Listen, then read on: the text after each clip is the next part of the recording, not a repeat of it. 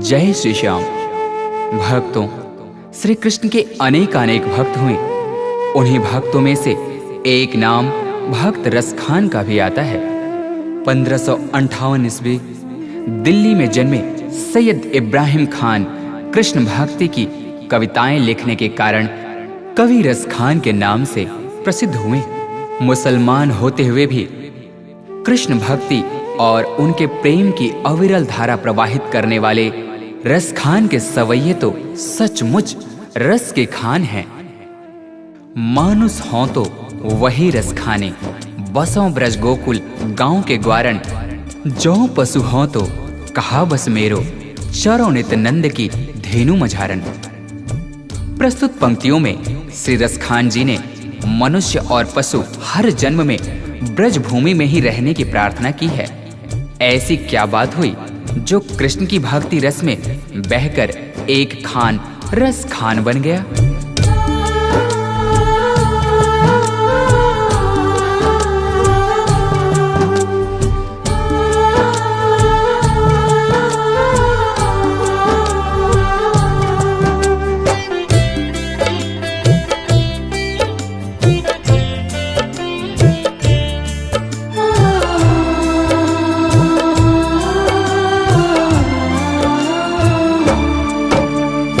एक दिन खान साहब पान खाने के उद्देश्य से एक दुकान पर जाते हैं। तभी अचानक उनकी नजरें उस दुकान पर लगी बाल कृष्ण की छवि पर पड़ती है। उन्होंने उस पान वाले से पूछा, भाई ये नन्हा सा बालक कौन है जिसका इतना कोमल शरीर परंतु इसके पांव में एक जूते तक नहीं? ये जिस जमीन पर खड़ा है वो कितनी खुरदरी है। तभी पान वाले ने कहा, भाई खान साहब इसका नाम श्याम है और अगर इसके इतने ही फिक्र है तो आप ही इसके लिए जूते बना कर लाइए ना। ये बात खान साहब के हृदय को छू गई। फिर क्या था, दूसरे ही दिन हाथों में नन्हे श्याम के चरण पादुका लिए वे उसी पान वाले से पूछते हैं,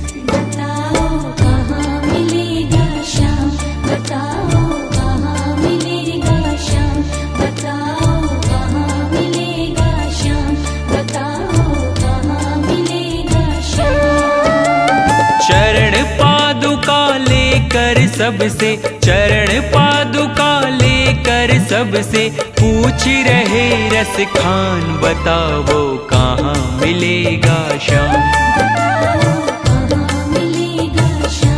बताओ कहाँ मिलेगा श्याम।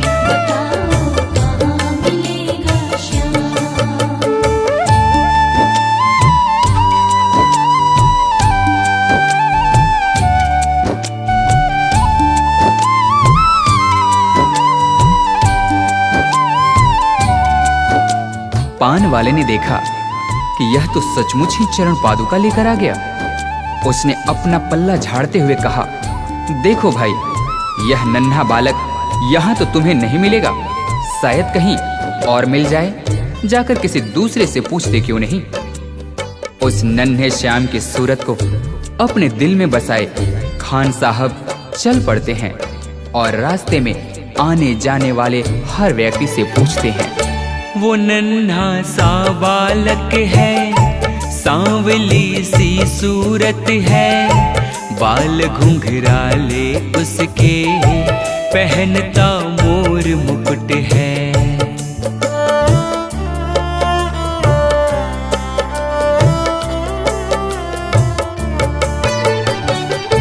नैन उसके कजरारे, हाथ नन्हे से प्यारे, बांधे पैजनिया पग में, बड़े दिलकश है नजारे।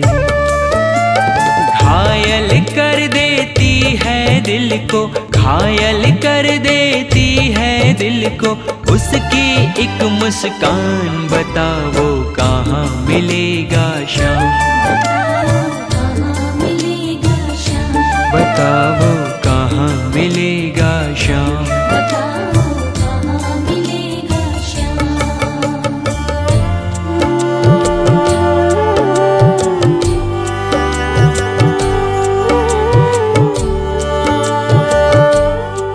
कृष्ण ने देखा कि यह भक्त मुझे नन्हे श्याम के रूप में ढूंढ रहा है, वह तो मुझे इस रूप में पहचान भी नहीं पाएगा। तभी वे एक साधारण व्यक्ति का रूप धारण कर खान जी के पास जाकर सारी बातों को सुनने के पश्चात उनसे कहते हैं, समझ में आया जिसका पता तू पूछ रहा है, वो है बांके बिहारी जिसे तू ढूंढ रहा है।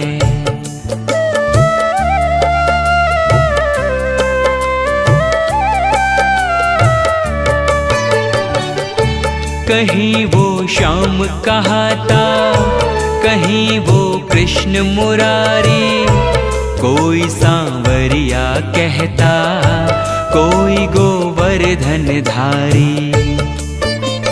नाम हजारों ही हैं उसके, नाम हजारों ही हैं उसके, कई जगह में धाम। बताओ कहाँ मिलेगा श्याम, बताओ कहाँ मिलेगा श्याम।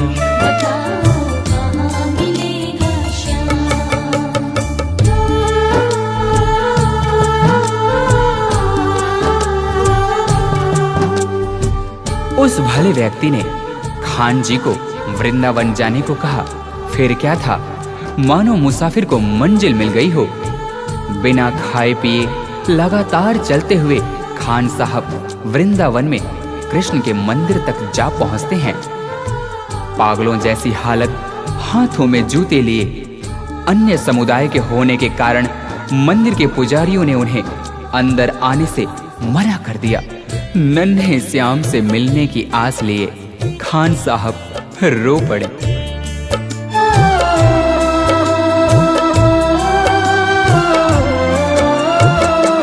मुझे ना रोको भाई, मेरी समझो मजबूरी, श्याम से मिलने दे दो, बहुत है काम जरूरी।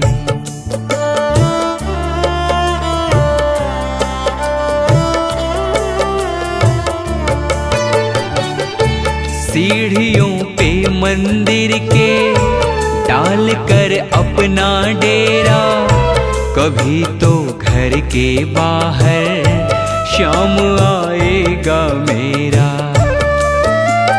इंतजार करते करते ही, इंतजार करते करते ही सुबह से हो गई शाम। बताओ कहाँ मिलेगा श्याम, बताओ कहाँ मिलेगा श्याम।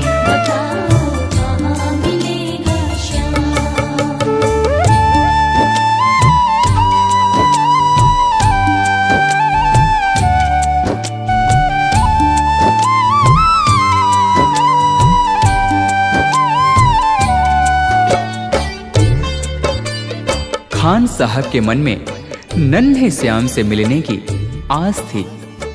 इसी विश्वास के साथ वे वही मंदिर की सीढ़ियों पर रात भर बैठे रहे।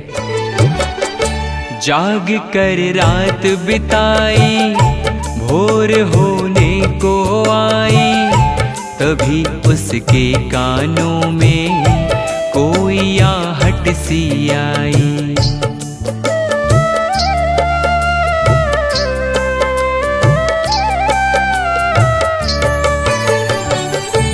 वो आगे पीछे देखे, वो देखे दाएं बाएं, वो चारों ओर ही देखे, नजर कोई ना आए।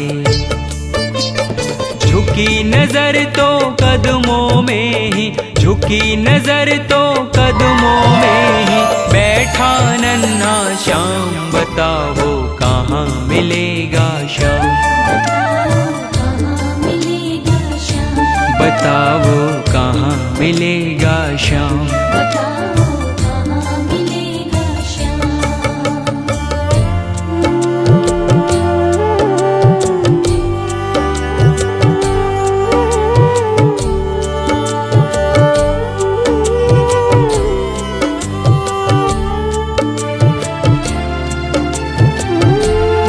नन्हे श्याम की जैसी छवि भक्त खान जी ने अपने हृदय में बसाई थी, ठीक वैसी ही उन्होंने अपने सामने पाया। खुशी से गदगद होकर गोद में उसे उठाया, लगा कर के सीने से बहुत ही प्यार लुटाया।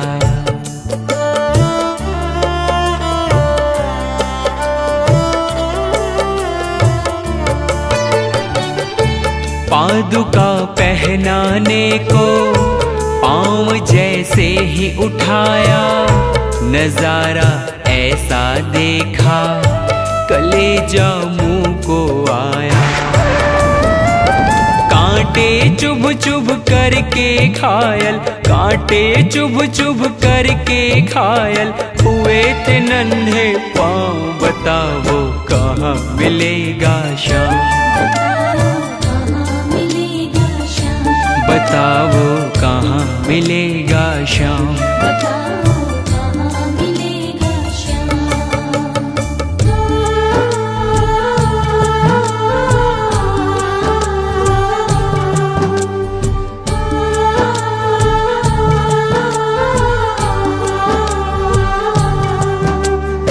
खान साहब ने श्याम के घायल पांवों को देख रो रो कर उनसे कहा,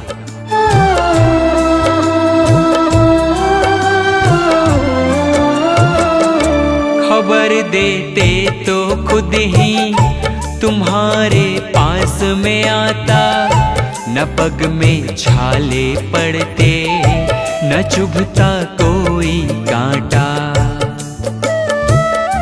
परंतु उस मूर मुकुटबंसी वाले ने मुस्कुराते हुए खान जी से कहा, छवि जैसी तू मेरी बसा के दिल में लाया, उसी ही रूप में तुमसे यहाँ मैं मिलने आया।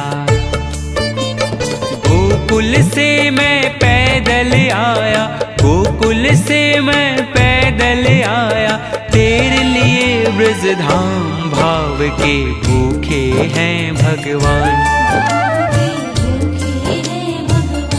भाव के भूखे हैं भगवान।